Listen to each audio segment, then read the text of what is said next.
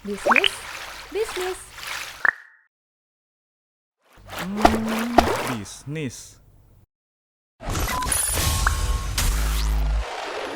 Podcast Bisnis.com powered by Business Indonesia Group.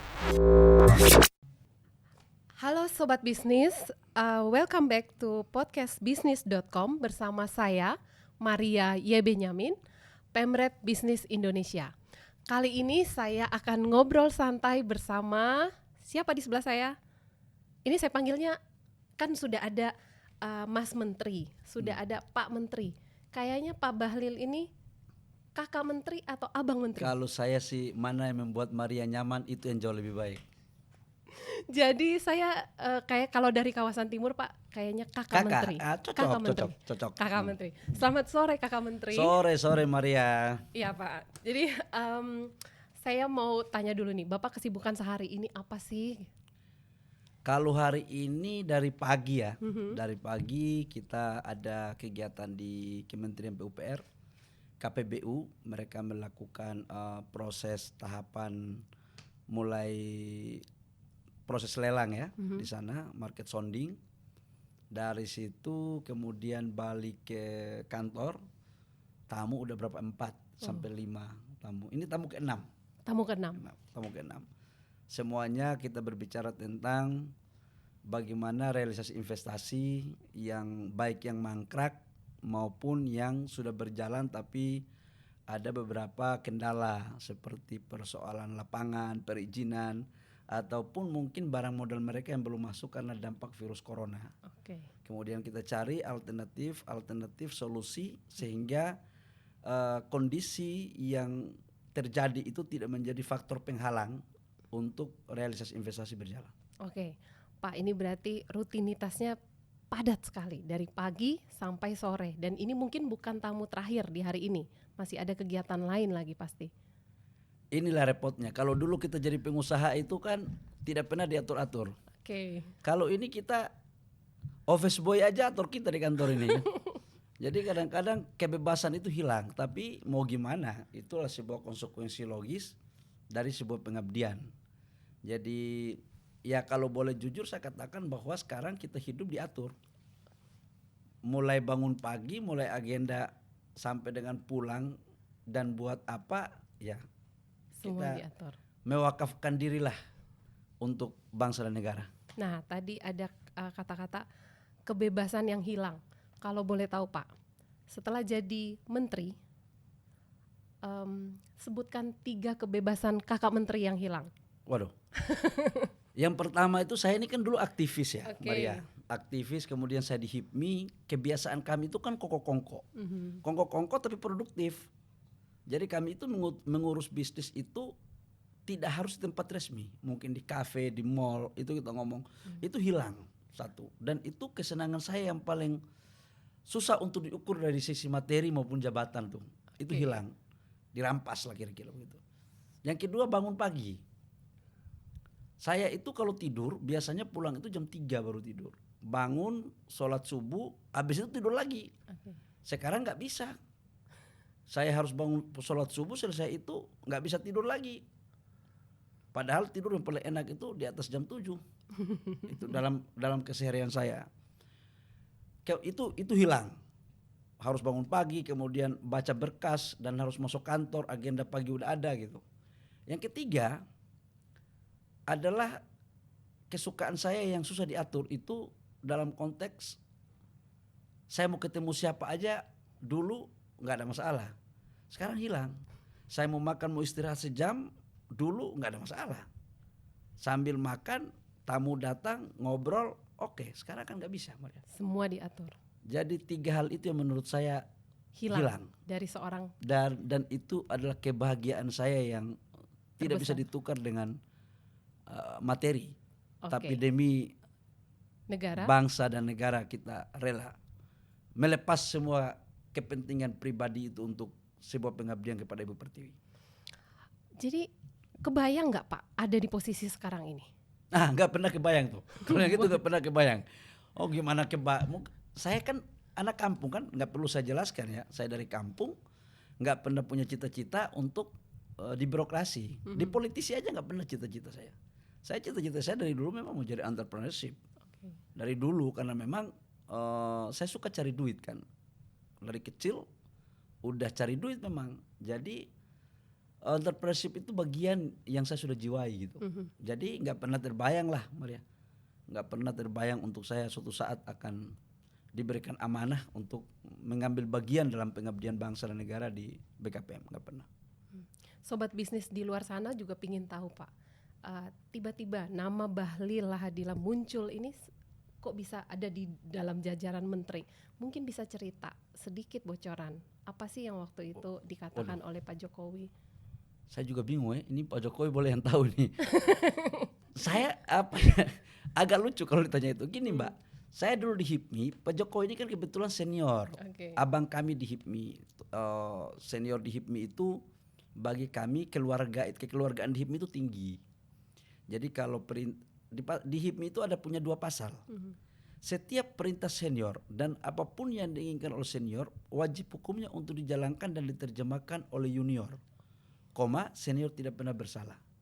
Pasal 2 apabila senior bersalah tinjau pasal 1. Jadi sampai kapanpun senior itu nggak pernah bersalah. Nah kalau ditanya tentang bagaimana saya bisa masuk di kabinet, dulu waktu di HIPMI saya memang bantu Pak Jokowi di tim sukses. Tapi saya membantu itu pun dalam konteks kewajiban saya sebagai juniornya. Karena beliau saya anggap sama-sama orang kampung. Ketika beliau mohon maaf ya sekali lagi ya, dianggap remeh oleh kelompok-kelompok tertentu di Jakarta yang seolah-olah merasa paling benar. Rasa-rasanya sih seolah-olah orang kampung itu nggak boleh jadi presiden gitu loh.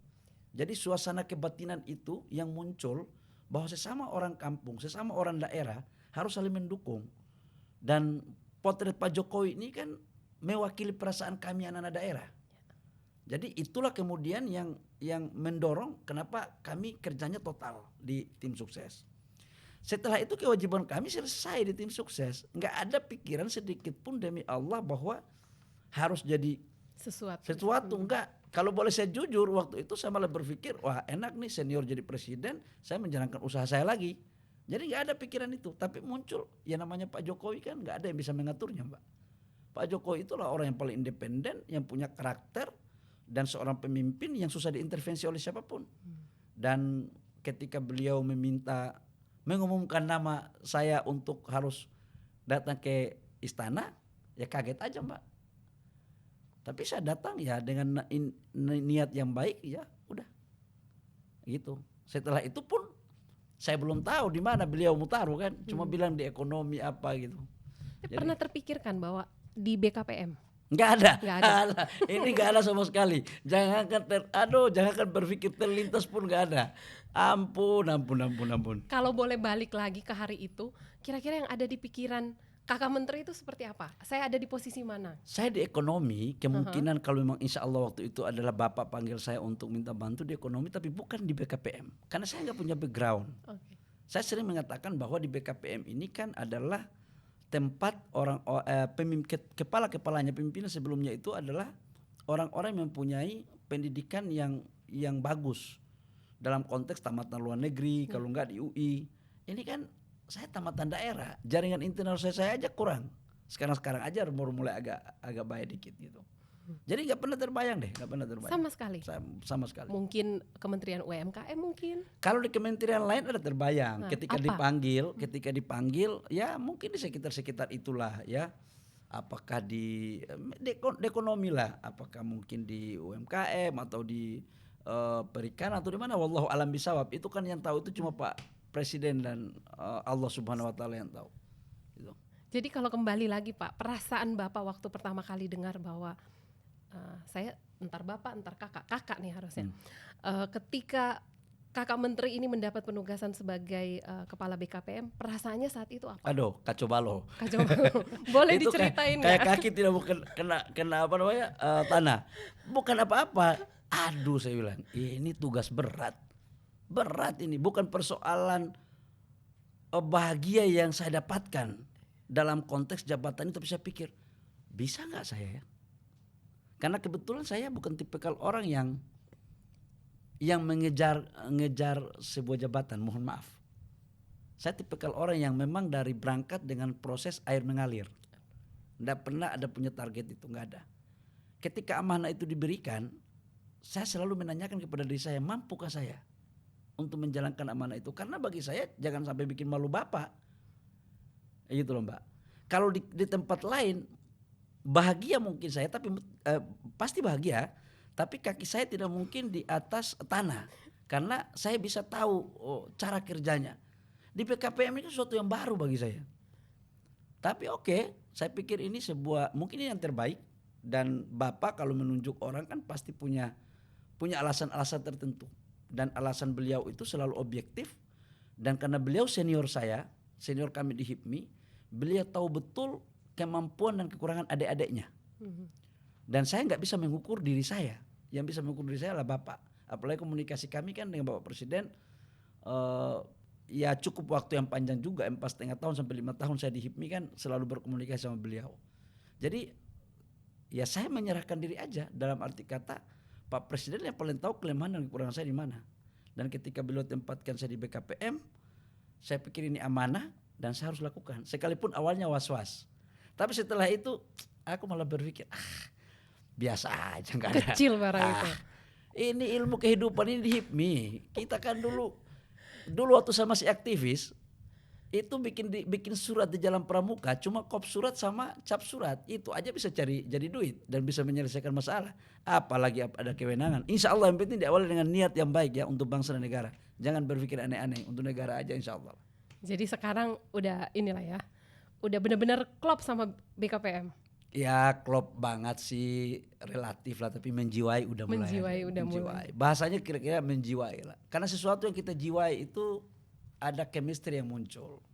Kalau sudah ada chemistry yang muncul itu memaksakan kita untuk harus mencari tahu semuanya. Sedetail-detailnya itu harus ada. Betul. Tapi ketika tidak menjiwai, ada bagian-bagian yang terputus. Saya kebetulan tidak pada konteks untuk mencintai, tapi saya menjiwai. Tidak pada konteks mencintai tetapi menjiwai. Waduh, dalam ini Pak. Jadi kalau sudah berapa bulan di BKPM, tetapi karya nyata Pak Bahlil ini tidak bisa dipandang sebelah mata. Baru beberapa bulan saja udah bikin satu investasi lumayan meningkat. Yang kedua berhasil mengegolkan sejumlah investasi yang tadinya mangkrak. Itu kan sebuah kerja yang harus diapresiasi. Apa sebenarnya resep Kakak Menteri untuk menyelesaikan ini? Yang pertama gini, yang bisa menilai hasil kerja satu institusi atau seseorang itu bukanlah pada institusi itu atau orang itu. Okay. Tapi harus penilaian itu muncul dari orang lain. Tatkala ada penilaian itu dilakukan pada diri sendiri, menurut saya itu nggak fair dan pasti subjektif. Katakanlah kalau ada penilaian itu positif dari publik atau dari yang lain kepada apa yang terjadi di BKPM, saya terima kasih. Tapi itu bukan prestasi seorang kepala BKPM. Tapi itu lebih pada prestasi tim yang ada di BKPM. Karena kepala BKPM itu seorang diri. Tetapi kerja tim itu yang paling penting. Memang kami akui bahwa secara objektif realisasi investasi pada tahun 2019 melampaui target dari Bappenas 792 triliun, realisasi kurang lebih sekitar 809,6 triliun, surplus 17,6 triliun, totalnya 102%. Ketika kami masuk di BKPM melanjutkan kepemimpinan Pak Tom, realisasi investasi kurang lebih sekitar 601 triliun. Jadi pada waktu 2,5 bulan itu kurang lebih sekitar 200 triliun lebih. Dengan tingkat penyebaran investasi Jawa luar Jawa itu kurang lebih sekitar Jawa 53,4%, kemudian di luar Jawa 46,sekian%. Kemudian perbandingan investasi antara PMA dan PMDN pun tidak jauh beda.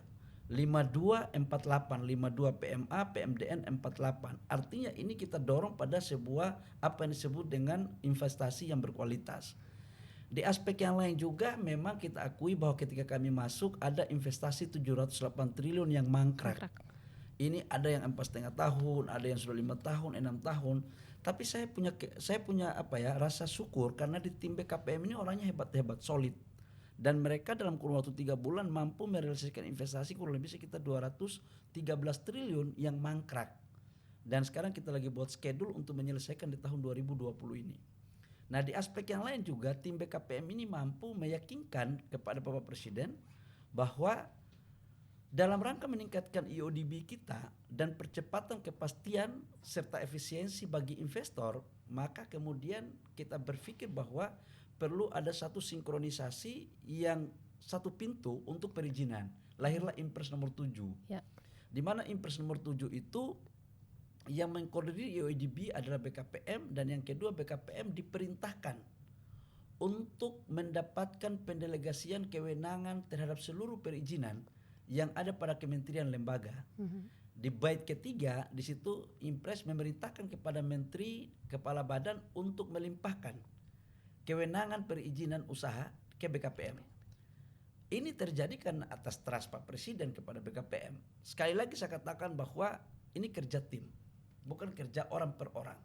Saya punya keyakinan tidak ada suatu lembaga atau suatu korporasi atau suatu lembaga pemerintah itu berhasil karena kerjanya satu orang. Selalu kerjasama dengan sistem kolaborasi. Tinggal bagaimana membagi tim. Nah, kira-kira di BKPM seperti itu. Nah, tapi tim yang kuat itu karena leadership atau kepemimpinan kakak menteri yang kuat juga. Biarlah orang yang menilai. Saya hanya bisa senyum melihat itu semuanya. Senyum paling manis ya Pak ya. Pak, kalau misalnya lihat tadi beberapa keberhasilan dari BKPM ini sebenarnya juga ada sedikit dipengaruhi oleh, mungkin banyak juga dipengaruhi oleh pengalaman kakak menteri sebagai pengusaha. Apakah betul? Ya, saya bersyukur begitu masuk di BKPM ternyata pekerjaan di BKPM ini hampir sama dengan mengelola perusahaan. Oke. Bedanya BKPM itu adalah pihak yang membuat regulasi dan mengawal regulasi. Kalau di pengusaha itu kan promosi juga dia. Dia harus menciptakan satu opportunity, kemudian dia harus mampu meyakinkan investor kan, partner untuk bisa berpartner sama dia. Di BKPM juga begitu. Jadi BKPM ini sales negara sebenarnya, yang meliputi 5 tugas pokok. Yang pertama adalah dia harus mampu meyakinkan investor promosi untuk bisa digiring masuk ke Indonesia bahwa kita mempunyai potensi yang layak untuk kemudian mereka berinvestasi. Setelah mereka yakin bahwa secerca harapan yang bisa dibangun di Indonesia, maka yang kedua BKPM harus melakukan pendampingan proses perizinan. Nah, ini memang tugas BKPM. Makanya sekarang izin-izin kita permudah, kita fokuskan di BKPM semuanya. Jadi seperti lagu dangdut, kamu yang memulai, kamu juga yang mengakhiri. Dulunya kan nggak begitu. Langkah ketiga adalah BKPM harus mengawal para investor untuk sampai dengan financial closing. Karena situ peran pemerintah untuk memberikan kepastian, keyakinan bagi perbankan atau lembaga lain yang membiayai investasi bahwa benar adanya. Yang keempat, BKPM harus mampu mengawal mereka tidak sampai di tingkat finance closing, tapi juga eksekusi proyek. Eksekusi proyek ini agar jangan hantu-hantu bahasa saya itu menghambat mereka. Jangan ada pemain-pemain di lapangan. Nah, ini harus dikawal BKPM, mengawal mereka, jangan ditinggalin. Langkah kelima adalah BKPM dalam proses konstruksinya harus mengawal sampai di tingkat produksi. Karena negara akan mendapat multiplier efek dari sebuah investasi apabila menghasilkan produksi. Ada 4 poin ketika produksi didapatkan. Negara pertama mendapatkan adalah tenaga kerja. Yang kedua, negara akan mendapatkan pajak. Yang ketiga, ketika produksi dari industri itu mendapatkan produk substitusi impor, dia akan mengurangi defisit neraca perdagangan kita. Betul. Dan yang keempat, ketika produknya itu adalah orientasi ekspor, dia akan memperkuat devisa kita dan akan memperkuat neraca perdagangan kita. Jadi siklus investasi itu masuk, negara akan mendapatkan dampak positif ketika pada poin kelima. Bukan di poin promosi, bukan di poin perizinan, tapi ketika dipastikan bahwa investasi mereka sudah menghasilkan. Disitulah, makanya penting dikawal sampai akhir. Gitu, Mbak. Tadi sempat mention hantu-hantu, banyak ya Pak, hantu-hantu tanda kutip. Waduh, hantu ini, jadi hantu ini seperti angin, dapat dirasakan, tidak bisa dipegang. Tapi ada barang, ada hantu lapangan, ada hantu berdasi. Dan yakinlah bahwa kalau orang yang tidak pernah belajar hantu dan atau tidak pernah jadi hantu, susah membedakan mana hantu dan mana bukan hantu. Dan yang tahu itu hanya pernah orang yang pernah jadi hantu. Dan Kakak Menteri pernah menjadi Sedikit dulu pernah belajar dan bergaul serta juga bagian daripada hantu itu dulu, tapi ya dulu ya. Jadi itu ya, ada istilah ular kok dikadalin atau itu mungkin ya, hantu kok ditakutin gitu. Ya semacam bahasa kerennya itu sesama pelat kuning jangan saling mendahului Oh, dong. oke. Kalau dulu kan saya pelat kuning, saya sekarang pelat merah. Tapi cara bawa mobil pelat kuning saya paling paham. Jadi jangan kita dikadalin lah kira-kira. Oke, ini menarik sekali nih Pak. Nah, bicara soal hubungan sama mitra-mitra ya, mitra-mitra investor terutama. Saya pernah dapat cerita Pak, katanya kakak menteri ini pernah juga lihai berhadapan dengan mitra-mitra investor ketika bernegosiasi. Boleh cerita Pak? Semua ingin dengar nih Pak. Saya punya banyak pengalaman, tapi sedikit saya ceritakan tentang pengalaman ketika kami membantu Pertamina dalam bernegosiasi dengan CPC. CPC itu adalah perusahaan dari BUMN Taiwan yang berminat berkolaborasi dengan Pertamina dalam membangun industri petrokimia di Balongan. Oke. Dia masuk di nafta sama downstreamnya, upstream sama downstreamnya. Mereka ini sebenarnya sudah hampir 2 tahun bernegosiasi. Pertamina merasa bahwa belum ada GV-nya, belum diteken. Oke. Waktu itu kami coba mediasi, kami juga punya hubungan yang baik dengan CPC, beberapa kali pertemuan. Kemudian di BKPM, rasanya CPC belum mau melakukan teken GV-nya. Tapi saya sampaikan kepada CPC bahwa ini Ibu Niken ini adalah, karena Ibu Niken waktu itu mengatakan bahwa diberikan PHP. Apa PHP itu apa ya? Pemberi harapan palsu. Pemberi harapan palsu sampai dengan wajah Ibu Niken waktu itu yang begitu saya juga terpesona melihatnya, kesungguhan dia. Tadinya saya pikir Pertamina yang agak memperlambat. Oke. Saya katakan untuk mereka bahwa Ibu Niken ini perempuan. Sebentar lagi kami ke Abu Dhabi. Dengan bahasa lelucon saya mengandaikan dia. Karena dia perempuan, pasti banyak yang mau. Apalagi Ibu Niken ini cantik, smart. Pasti laki-laki Arab juga punya keinginan. Dan ada laki-laki bule juga punya keinginan. Kalau kalian tidak segera mengikat hubungan antara CPC dan Pertamina, jangan salahkan kami ketika Ibu Niken ini menerima pinangan yang lain. Waduh. Jadi saya menganalogikan itu dengan baik, tapi dalam konteks yang suasana kekeluargaan. Tidak semua negosiasi dalam berbisnis itu harus pakai dengan keras-kerasan. Betul. Pakai dengan bahasa-bahasa intelektual. Saya pikir ada kiasan-kiasan yang juga menyentuh pada kedua belah pihak. Negosiasi itu kan cara. Dan cara itu kita akan bisa tahu persis metodenya apa ketika kita bisa tahu mimik muka dan suasana kebatinan dari orang yang kita ajak bernegosiasi. Dan itu tidak ada teorinya di kampus. Dan itu hanya jam terbang, kemudian sering melakukannya, dan alhamdulillah sekarang mereka sudah GV. Dan saya pikir ini investasi besar, baik dari CPC maupun Pertamina punya kepentingan sama-sama. Jadi ini saya pikir ini akan menghasilkan satu produk substitusi impor yang baik. Kita doakanlah mudah-mudahan insya Allah bisa selesai. Nah, dari negosiasi ala kakak menteri itu, sampai berapa waktu kemudian mereka akhirnya mau menandatangani GV itu? Saya waktu itu saya paksakan kalau tidak segera dalam waktu 2 hari kalian setuju, maka sama-sama saling melupakan, artinya harap-harap cemas aja. Tapi ternyata setelah itu keluar dari ruangan kami rapat bersama 3 jam kemudian mereka sudah sepakat bahwa oke, teken cepat. 3 jam? 3 jam kemudian. Waduh. Mereka sepakat untuk teken dan kemarin sudah diteken, diputuskan bahwa Januari teken. Jadi sekarang sudah diteken. Udah. Jadi ini sebenarnya ada apa ya? Kekuatan seorang Bahlil ini apa gitu? Enggak, saya enggak kuat, enggak. Jadi saya tidak bermaksud mengatakan bahwa itu karena saya, enggak. Ini hanya persoalan chemistry mereka aja yang kita sambungkan. Jadi yang hebat itu adalah Ibu Niken sebagai Direktur Utama Pertamina dan Presiden CPC yang sudah memang cun dari awal. Saya hanya menyambungkan bagian kabel yang belum tersambung aja. Nah, tapi Sedikit. itu peran yang sangat apa ya, kalau saya bilang peran krusial juga, dan hanya orang-orang terpilih loh Pak yang bisa menyambungkan antara satu dengan yang lain. Nggak mungkin karena waktu itu kabelnya nggak terlihat. Kabelnya nggak terlihat. Tapi itu keren Pak, dalam 3 jam terus kemudian akhirnya mereka bisa berubah gitu dan akhirnya menandatangani GV.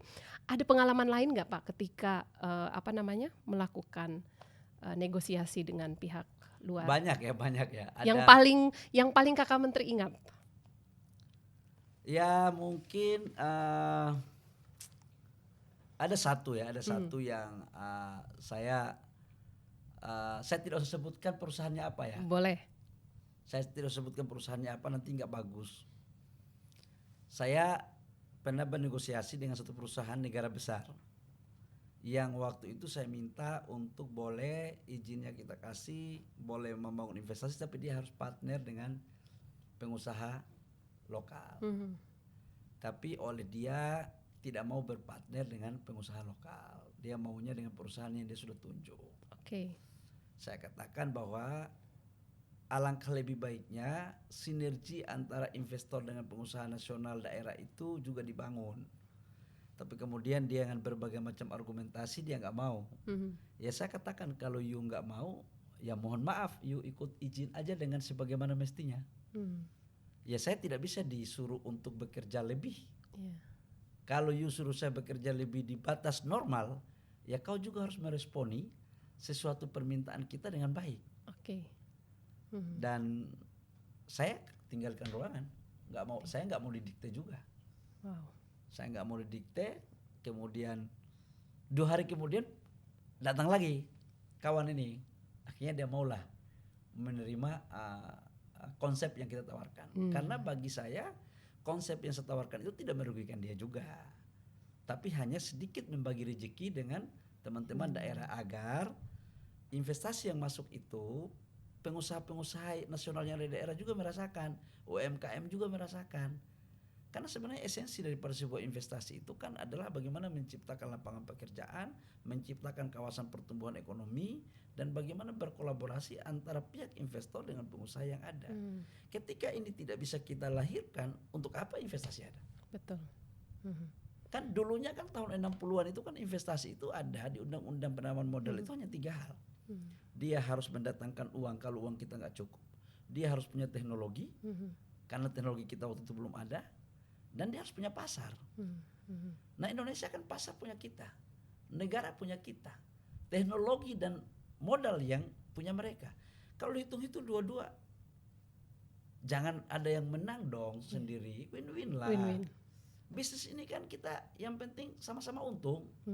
Itu baru dibangun. Dan tapi saya pikir itu proses ya. Proses dan semuanya berjalan baik. Sekarang udah baik-baik. Jadi negosiasi ini ada plus minusnya juga. Ada plus minusnya juga. Tapi kalau Kakak Menteri aja sudah menjelaskan begitu baik dan bagaimana merah putihnya seorang Kakak Menteri ya. Ada tuduhan yang bilang bahwa Kakak Menteri ini terlalu pro asing. Apakah benar? Saya ingin mengatakan begini. Kita tidak bisa berbicara tentang itu. Dulu saya pikir waktu saya jadi ketua umum HIPMI, saya tidak bisa meninggalkan jejak digital. Yeah. Bahkan pernah satu ketika saya diwawancara, saya katakan bahwa Indonesia membutuhkan investasi asing.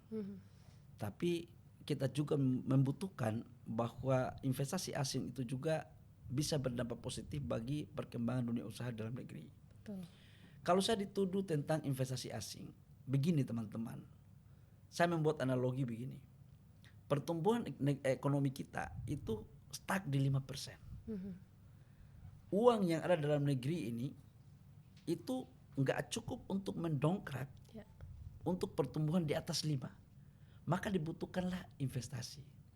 Investasi ini apakah legal atau tidak legal? Saya katakan bahwa sesuai undang-undang. Saya tidak pada posisi untuk berpihak hanya pada satu negara. Semuanya termasuk investasi dalam negeri. Makanya kemarin kita di investor yang cuma 900 juta aja saya datangi urus di Jawa Tengah itu. Kabupaten Klaten. Itu orang cacat. Saya nggak kenal sama dia, demi Allah saya nggak kenal sama dia. Saya cuma baca di media. Investasinya 2 tahun lebih nggak jalan, stone crash-nya udah ada. Saya datangi dia kok dan saya urus, saya selesaiin. Jadi kalau dibilang bahwa saya pro asing, di mananya? Yang benar itu adalah saya pro investor, baik dalam negeri maupun luar negeri. Itu yang benar. Dan yakinlah, insya Allah saya nggak mungkin menggadaikan integritas saya. Yeah. Saya dari kampung kok. Saya nggak punya beban untuk mempertahankan apa-apa, nggak ada. Saya hanya ingin untuk investasi masuk menciptakan lapangan pekerjaan. Dan yakinlah saya juga tidak pernah, saya bukan orang partai politik. Dan saya juga tidak pernah berbisnis pinjam, mohon maaf kata, saya besar karena si A, si B, enggak lah.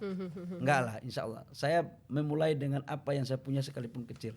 Karena itu enggak akan mungkin saya menggadaikan proses panjang perjuangan saya dari kampung ini untuk kepada kelompok tertentu.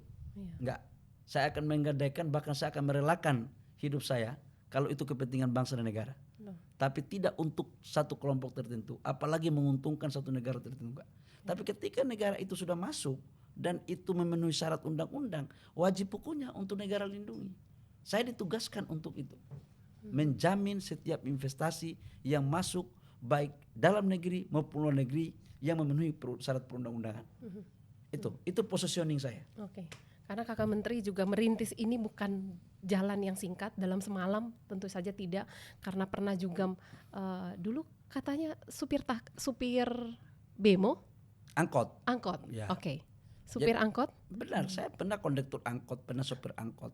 Proses panjang dari kondektur angkot sampai ke sini itu panjang.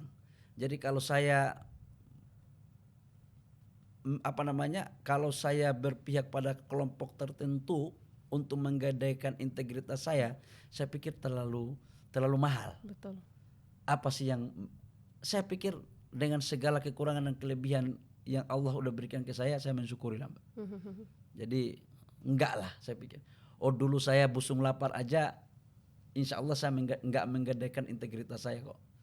Apalagi yang sekarang Allah kasih saya rezeki dengan ya cukup. Nggak kurang, nggak lebih-lebih banget. Syukurilah. Saatnya kita mengabdi kepada negara. Jadi Pak, kembali sedikit yang soal pengalaman sebagai supir angkot ya. Kalau di Papua kan waktu itu. Di Papua sebutannya bemo kali ya Pak? Taksi. Supir taksi ya? Ya. Nah itu boleh cerita sedikit Pak. Lucu ini. Lucunya gimana? Sebenarnya cerita ini udah terlalu banyak sekali. Tapi kok kenapa media setiap saya diwawancara saya ditanya tentang ini. Saya sejak SMP itu saya katakan bahwa kondektur angkot. Jadi saya jadi sopir angkot pun ada tahapannya. Kondektur dulu di SMP, di SMEA baru naik sopir. Jadi sama dengan saya jadi pengusaha kecil dulu UMKM, baru naik kelas. Jadi ada proses. Nah ketika saya menikmati aja kok. Saya umur 13 tahun udah hidup di terminal. Bergaul sama, mohon maaf kata, saudara-saudara saya di terminal yang konon katanya mereka sebagian besar preman. Saya udah merasakan itu. Jadi kehidupan kekerasan, ya mohon maaf sampai tikam-tikaman itu udah terjadi sejak umur saya 13 tahun. Ya saya nggak boleh munafik juga lah. Sedikit saya merasakan alkohol itu di situ. Jadi kehidupan masa lalu saya, kalau saya katakan bahwa saya baik di terminal, mana ada di terminal itu orang baik. Nanti bilang saya munafik nanti. Tapi bahwa itu masa lalu yang menurut saya syukuri aja. Karena saya sudah merasakan di awal. Sehingga di akhir seperti sekarang saya tidak mungkin tergoda lagi. Betul. Kalau orang baru memulai saya sudah pensiun. Jadi memulai di awal sekarang berakhir itu jauh lebih baik daripada baik di awal sekarang baru memulai. Nanti gak sepensiun-pensiun itu. Dan saya gak merasa terhina ya.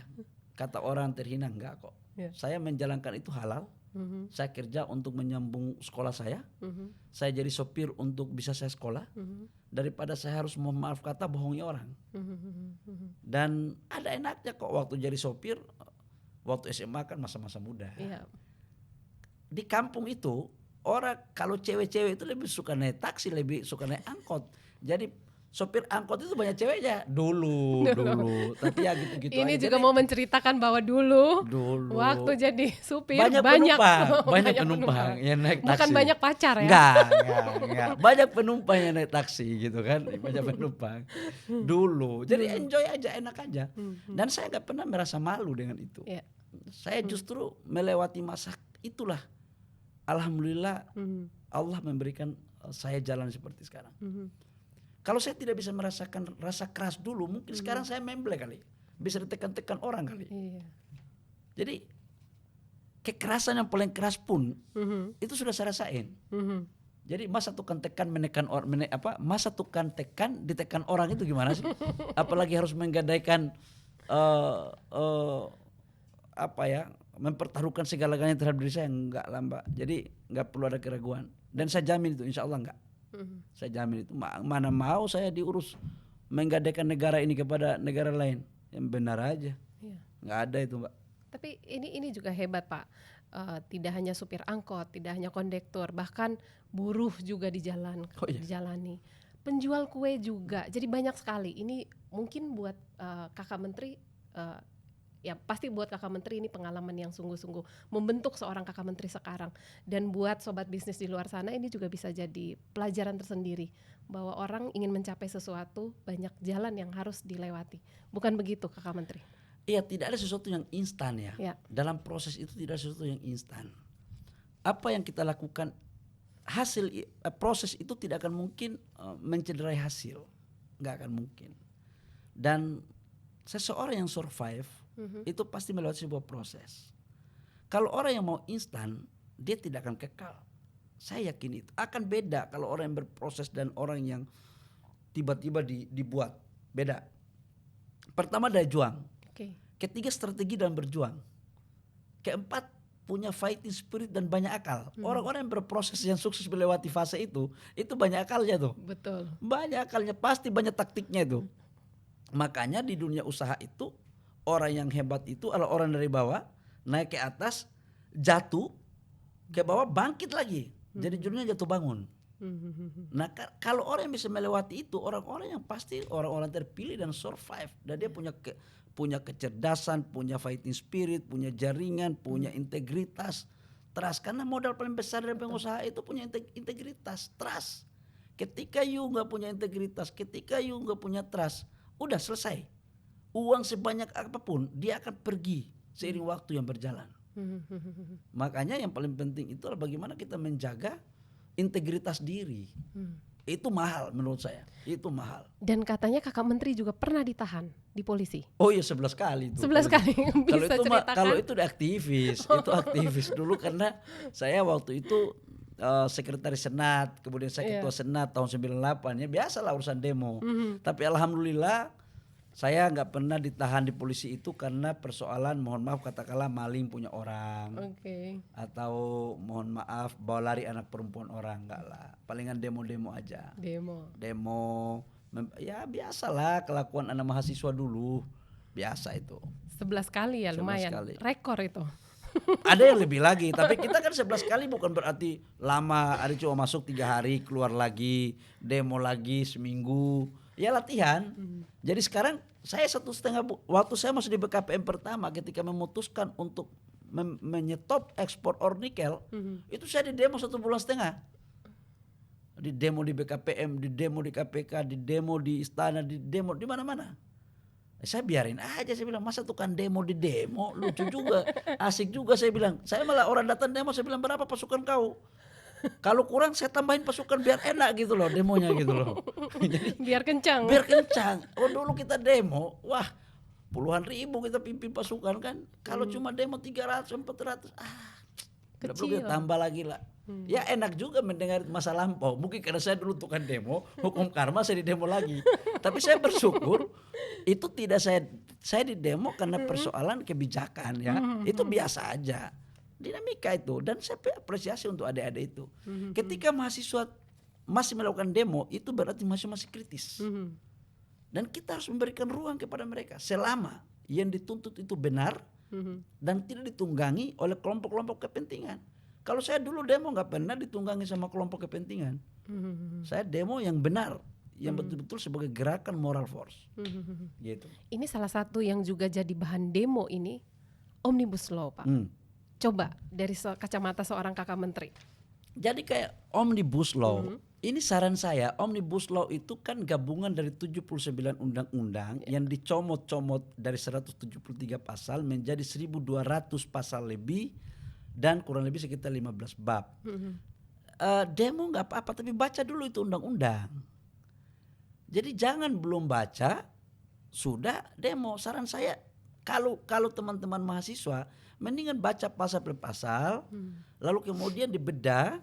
Oke, setelah dibedah yang tidak disetujui pasal mana? Solusinya apa? Ditambah atau dihapus?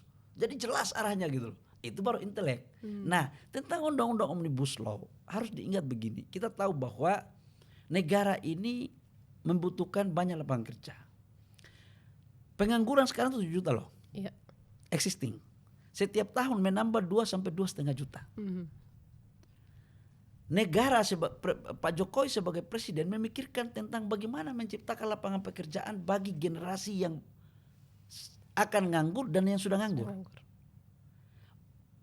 Omnibus Law, undang-undang cipta lapangan kerja ini tidak untuk orang yang sudah bekerja sekarang, tetapi untuk yang nanti akan bekerja. Kalau sekarang kita sudah hadang bahwa seolah-olah tidak berpihak kepada lapangan pekerja, di mananya? Justru ini adalah untuk memudahkan proses perizinan usaha, kepastian berusaha, efisiensi berusaha, agar investor dari dalam negeri maupun luar negeri, termasuk pengusaha kecil, bisa mengurus izinnya, bisa menjalankan usahanya, kemudian endingnya adalah menciptakan lapangan pekerjaan. Nah kalau kita nolak ini belum berarti kita nggak sayang ya untuk 2,5 juta yang setiap tahun melahirkan pengangguran 7 juta ini. Harus dipikirkan itu. Nah presiden itu memikirkan tentang bagaimana yang belum mendapat lapangan pekerjaan. Lahirlah undang-undang Omnibus Law. Kenapa itu lahir? Kalau kita memperbaiki dari 79 undang-undang itu kita merevisi Mbak, sampai 5 tahun pun nggak selesai itu.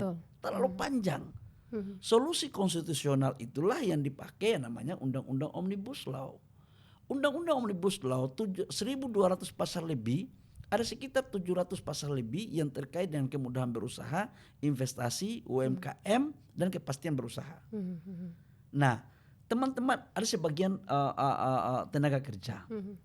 Nah, saran saya demo penting, tapi yang penting konstruktif dan harus ada solusi. Nah sekarang kan undang-undang itu kan masih rancangan undang-undang. Betul. Masih ada proses 3 bulan untuk DPR mengkaji dengan mendengar masukan dari seluruh stakeholder, seluruh ruang-ruang rakyat. Masukkanlah di sana, ada ruangnya di sana.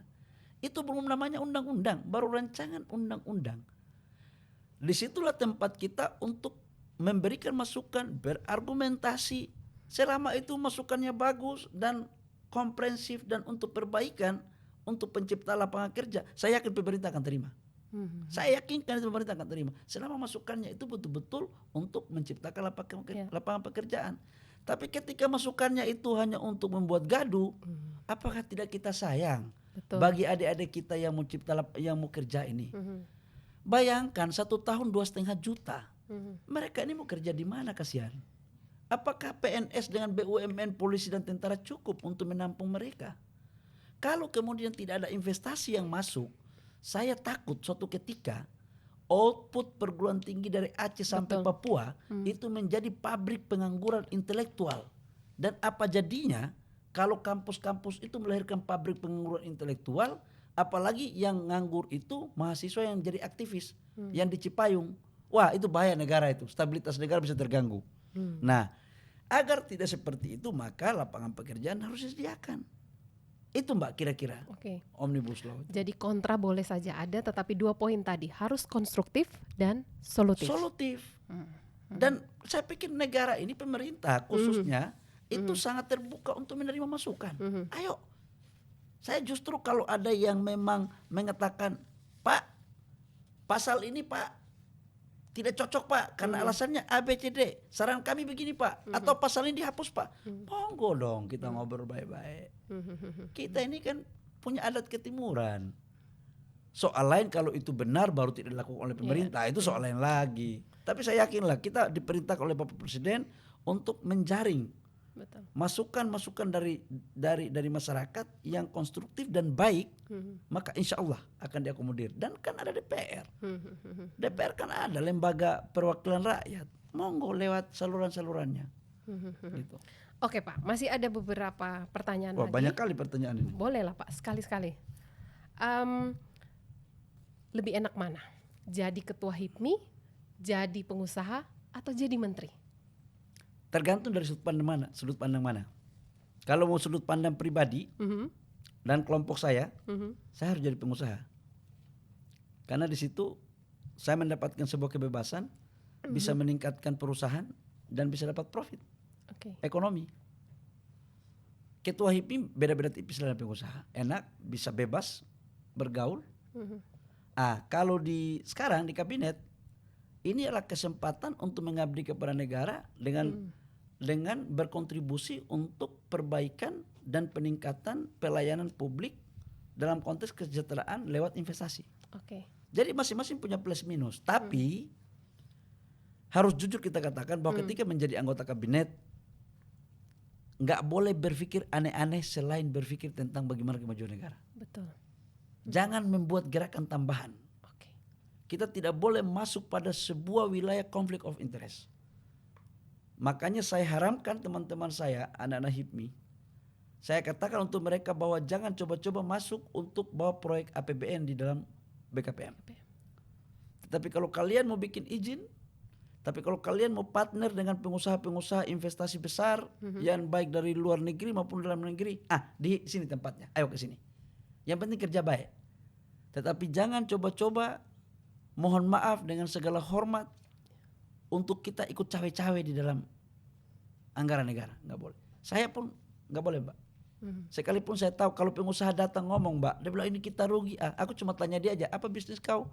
Bagaimana produksi kau apa? Saya bilang udahlah, kau jangan, kalau rugi dan untung itu aku udah tahu. Sebelum kau ngomong aku udah tahu itu.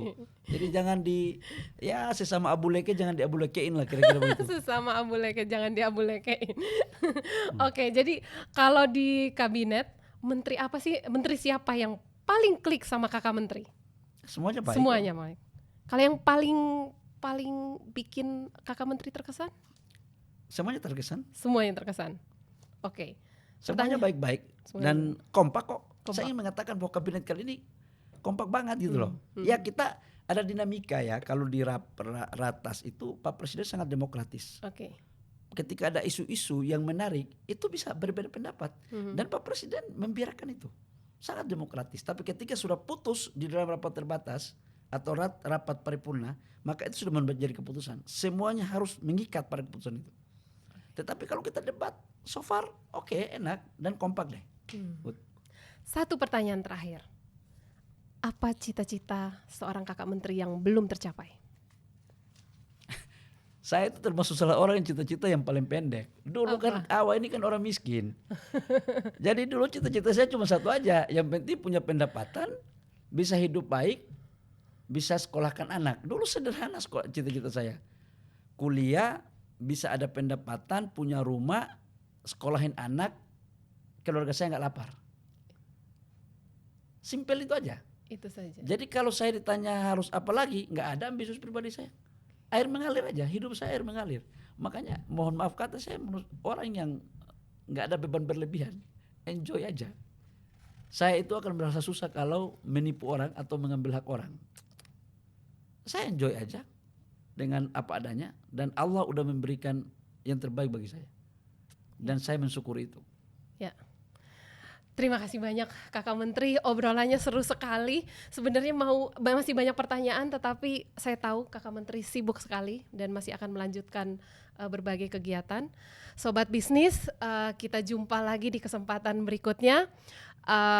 Kami pamit, saya Maria Y. Benyamin, pemimpin redaksi Bisnis Indonesia bersama Kakak Menteri Bahlil Lahadilah.